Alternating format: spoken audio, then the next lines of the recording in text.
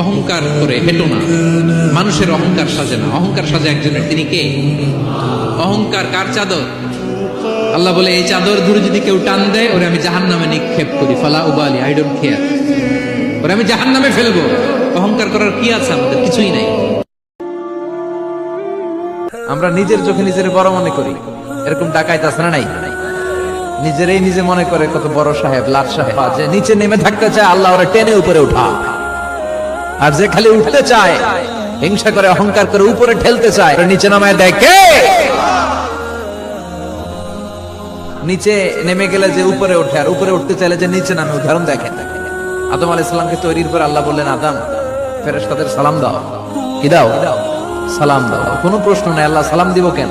ফেরেশতারা আমারে দিব না কেন? আমি আগে দিব কেন? কথা আছে কোনো? যেই সালাম দিলেন সাথে সাথে ওনার মর্যাদা বাড়িয়ে দিল কে?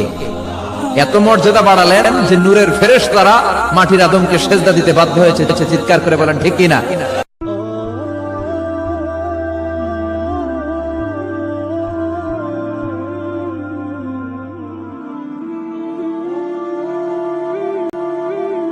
আমরা নিজের চোখে নিজের বড় মনে করি, এরকম ডাকাইত আছে না নাই? নিজেরাই নিজে মনে করে কত বড় সাহেব, লাট সাহেব, যে নিচে নেমে থাকতে চায় আল্লাহ ওরা টেনে উপরে উঠা, আর যে খালি উঠতে চায় হিংসা করে অহংকার করে উপরে ঠেলতে চায় ওরা নিচে নামায় দেয় কে? নিচে নেমে গেলে যে উপরে ওঠে, আর উপরে উঠতে চাইলে যে নিচে নামে। উদাহরণ দেখেন, আদম আলাইহিস সালামকে তৈরির পর আল্লাহ বললেন, আদম ফেরেশতাদের সালাম দাও। কি দাও? সালাম দাও। কোনো প্রশ্ন নাই, আল্লাহ সালাম দিব কেন? ফেরেশতারা আমারে দিব না কেন? আমি আগে দিব কেন? কথা আছে কোনো? যেই সালাম দিলেন সাথে সাথে ওনার মর্যাদা বাড়িয়ে দিল কে? এত মর্যাদা বাড়ালেন যে নূরের ফেরেশতা